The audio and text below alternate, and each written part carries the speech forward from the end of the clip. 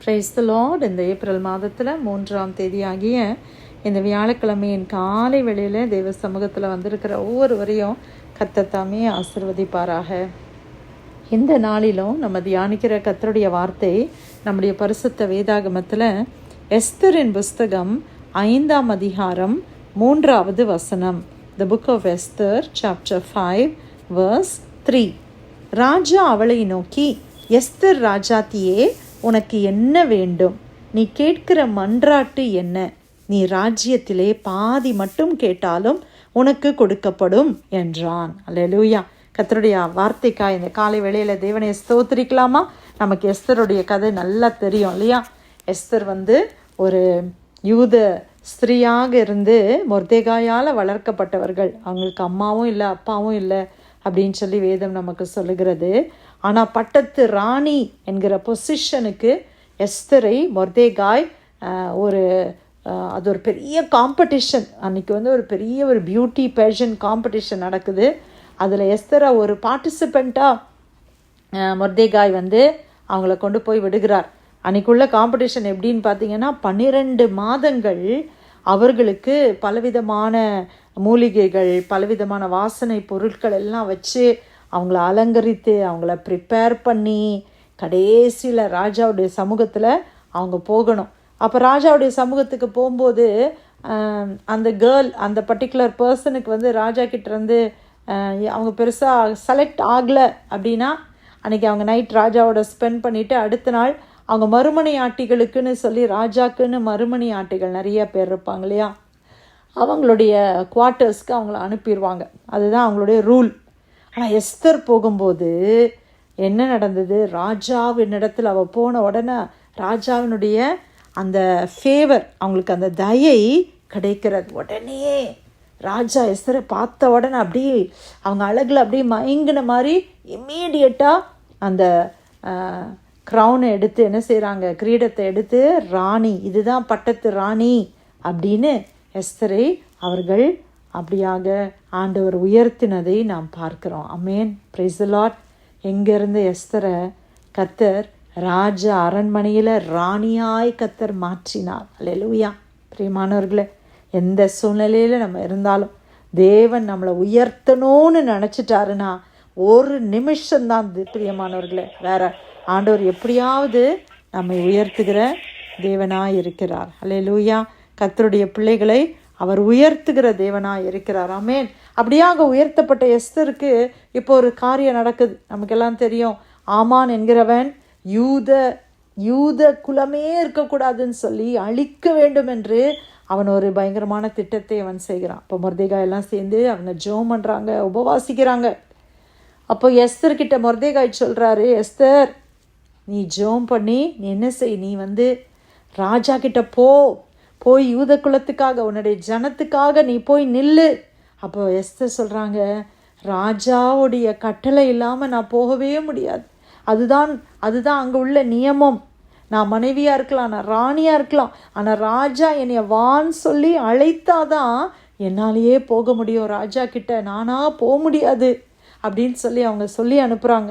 அப்போ மொர்தெகாய் சொல்லுகிறாரு, இந்த காலத்திலே நீ மௌனமாக இருந்தால் யூதருக்கு சகாயமும் ரட்சிப்பும் வேறொரு இடத்துலேருந்து எழும்பும். அப்பொழுது நீயும் உன் தகப்பன் குடும்பத்தாரும் அழிவீர்கள். நீ இப்படிப்பட்ட காலத்துக்கு உதவியாக இருக்கும்படி உனக்கு ராஜ மேன்மை கிடைத்திருக்கலாமே, யாருக்கு தெரியும்? இந்த காலத்துக்காகவே உனக்கு இந்த ராஜ மேன்மை கிடைத்திருக்கலாம் எஸ்தர், யாருக்கு தெரியும்? நீ போன்னு சொல்லி அவங்கள உற்சாகப்படுத்துகிறாங்க. உடனே எஸ்தர் என்ன செஞ்சாங்க தெரியுமா? மொர்தெகாய்க்கு ஒரு காரியத்தை சொல்கிறாங்க. நான் போகிறேன், நான் போகிறேன், ஆனால் நீங்கள்லாம் எனக்காக ஜெபம் பண்ணுவீங்களா? எனக்காக உபவாசம் பண்ணி ஜெபிப்பீங்களா? புசியாமலும் குடியாமலும் இருந்து எனக்காக உபவாசம் பண்ணுங்கள், நானும் என் தாதிமாரும் உபவாசம் பண்ணுவோம். இவ்விதமாய் சட்டத்தை மீறி ராஜாவினிடத்தில் பிரவேசிப்பேன். நான் செத்தாலும் சாகிறேன்.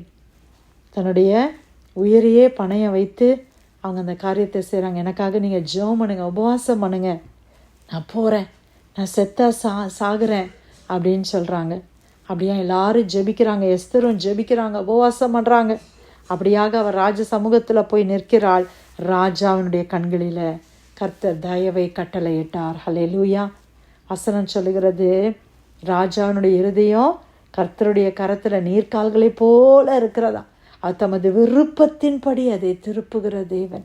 உபவாசம் பண்ணி ஜெபிக்கும் போது எப்படிப்பட்ட இடத்துலேருந்து நமக்கு தயை வர வேண்டுமோ அந்த தயையை கர்த்தர் கொடுக்கிறார். இன்றைக்கி ஒரு விதமான ஒரு டீச்சிங்ஸ், இது இப்போன்னு இல்லை, ஃபியூ இயர்ஸ் பேக் ஸ்டெல்லாக்கா இருக்கும் போதே இதை சொல்லுவாங்க இல்லையா, உபவாசம் பண்ணுறதெல்லாம் வேண்டாம், ஜெபிப்பதெல்லாம் வேண்டாம், உபவாசம்லாம் வேண்டாம். கிறிஸ்தவர்களுக்கு உபவாசிக்கிறதெல்லாம் அதெல்லாம் பழைய நாட்கள், பழைய ஏற்பாடோடு அதெல்லாம் முடிஞ்சிருச்சு.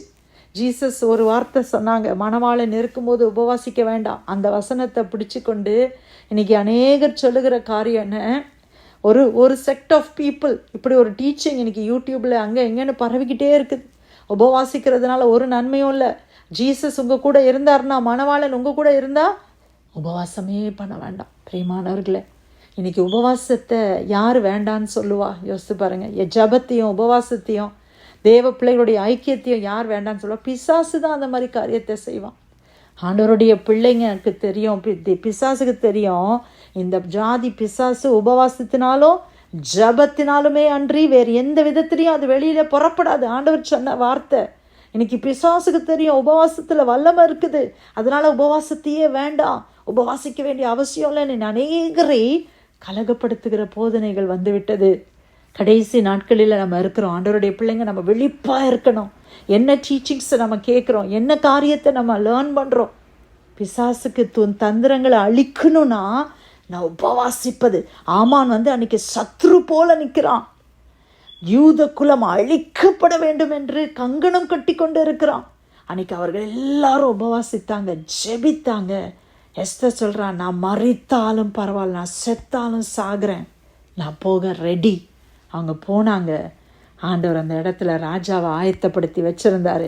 எஸ்தர் போன மாத்திரத்தில் ராஜா கேட்குறாரு.